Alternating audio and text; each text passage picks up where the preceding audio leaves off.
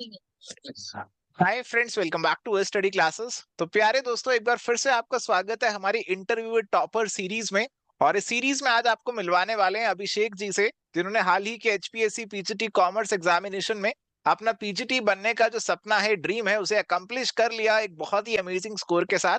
तो सबसे पहले तो कॉन्ग्रेचुलेट करते हैं, many many congratulation Abhishek ji. बहुत अच्छा लग रहा है आज आपको यहाँ पे देखते हुए।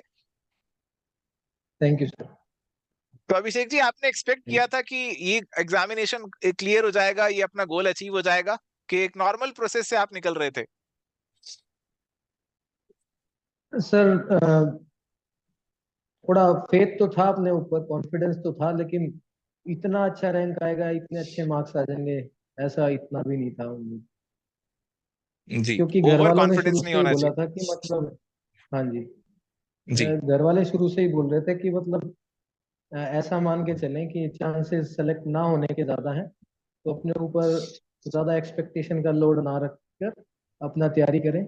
और मेरा तैयारी करने का पर्पस यही था कि मतलब ऑब्वियसली सिलेक्शन तो था ही, लेकिन ये डबल एज स्वॉर्ड के रूप में था कि मतलब अगर सिलेक्शन नहीं भी हुआ तो हम अपने प्राइवेट में जो काम कर रहे हैं उसको और अच्छे से अपने बच्चों को पढ़ा पाएंगे, अपने जो वेपन्स हैं उनको थोड़ा सा और धार मिल जी जी जी।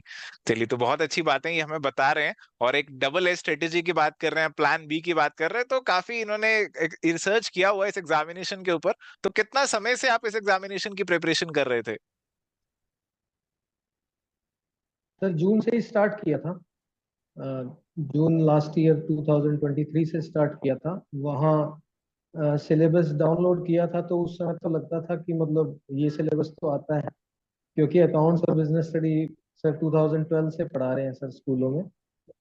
उसके बाद फिर लेकिन इसमें सबसे बड़ा चैलेंज ये था कि कोई बुक्स अवेलेबल नहीं है मार्केट के अंदर इसकी कोई, तो फिर एक ऑर्गेनाइज्ड प्लेटफॉर्म की जरूरत थी, जहाँ फिर थोड़ा यूट्यूब से सर्च करने पर आपसे जुड़े।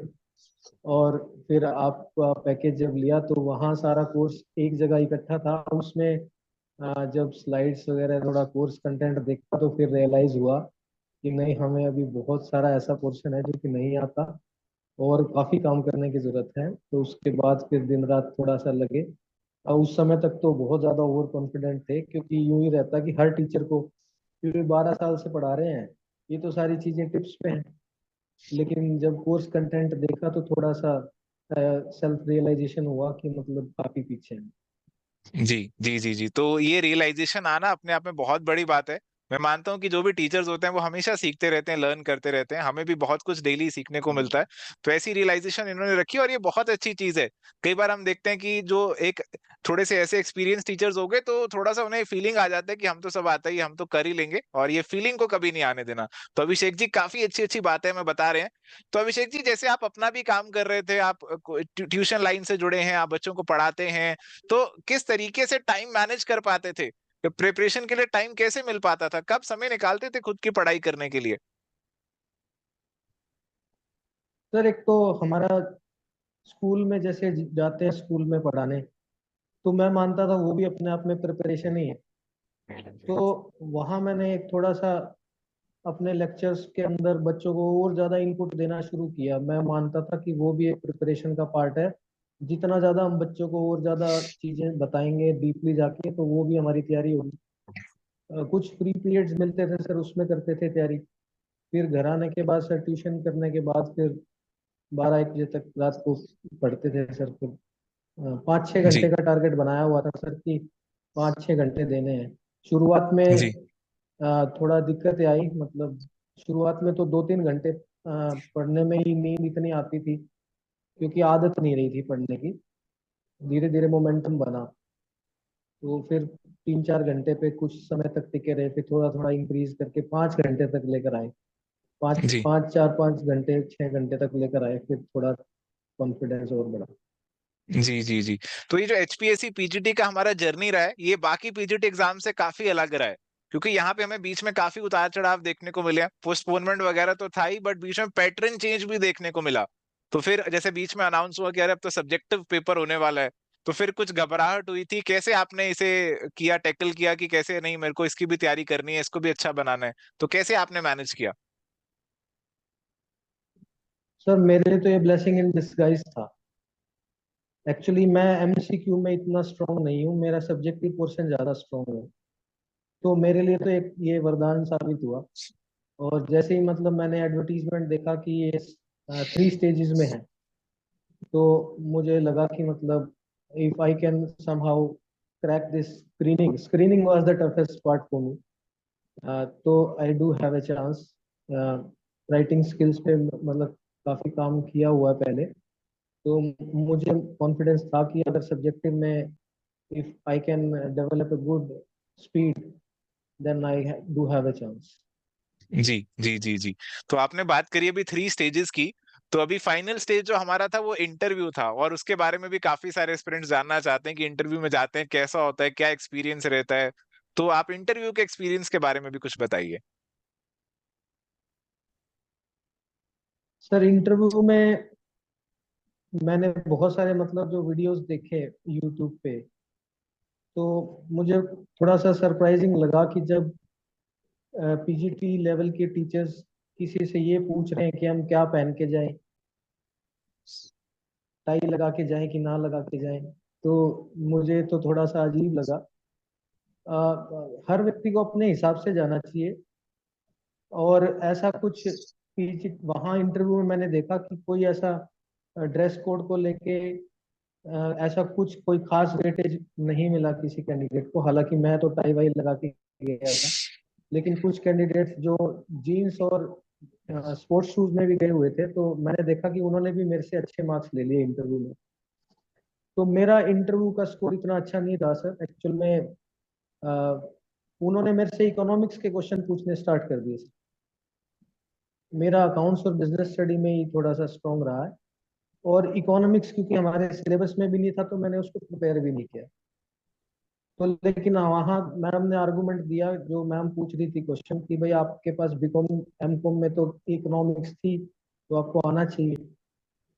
तो उनको हम कह तो सकते नहीं थे कुछ कि भाई हर व्यक्ति की लिमिटेशन तो होती है, कि हम यूथ तो नहीं है कि हम फिजिक्स केमिस्ट्री भी हम 10वीं में पढ़ी है तो वो भी आनी ही चाहिए इस हिसाब से। तो लेकिन उनको नहीं हम जवाब दे पाए वो पलट के। लेकिन तो इस वजह से मेरा स्कोर थोड़ा कम रहा।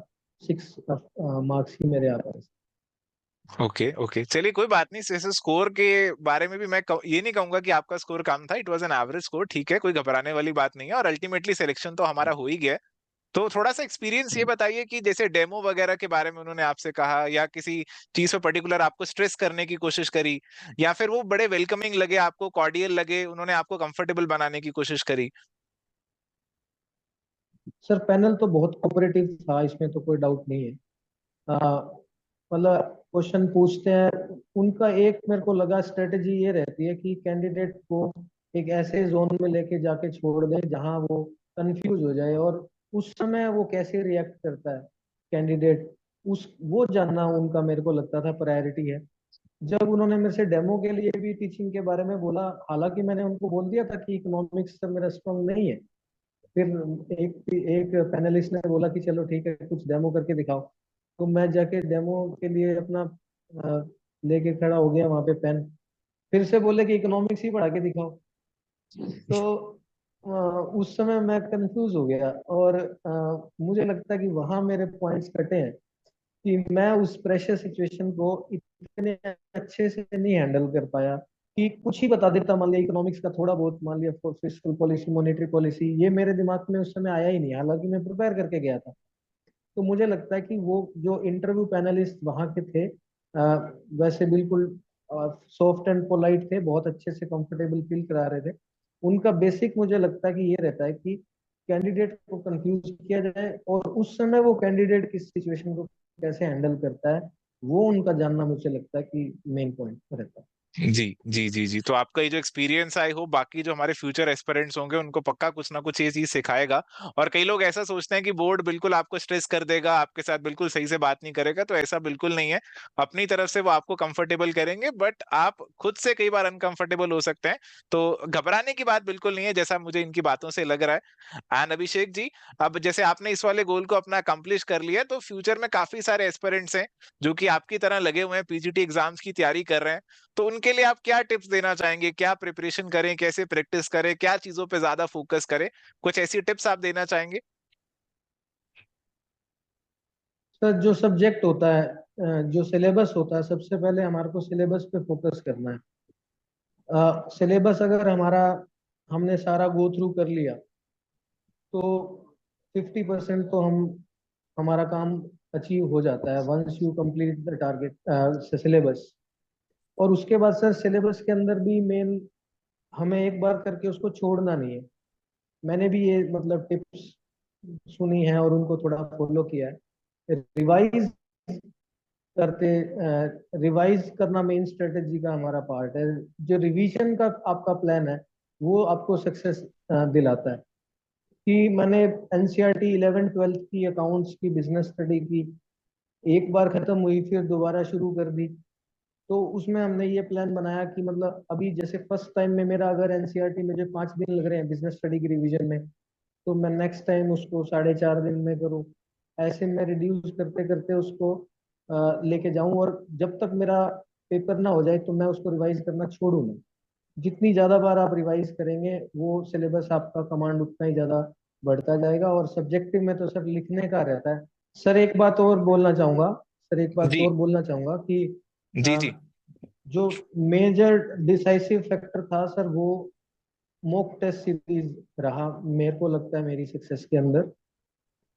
सिलेबस तो जितने भी पीजीटी टीचर इसमें टेस्ट में बैठे थे सबको आता था, लेकिन जो स्पीड का कैलकुलेशन था, जैसे मैं बता रहा था कि हॉरिजॉन्टल शीट आएगी वर्टिकल आएगी, पहले तो यही नहीं पता था। कुछ पेपर तो सर मॉक टेस्ट सीरीज के हमने हॉरिजॉन्टल पे लगाए, फिर उससे पता लगा बाद में कि ये वर्टिकल शीट आएगी, तो फिर वर्टिकल पे लगाने शुरू किए। तो एक आइडिया आ गया। आपने 12 टेस्ट मॉक टेस्ट की जो सीरीज दी थी सर, वो 12 के 12 मैंने लगाए, और मैं स्टॉप वॉच रख के इसको करता था सर।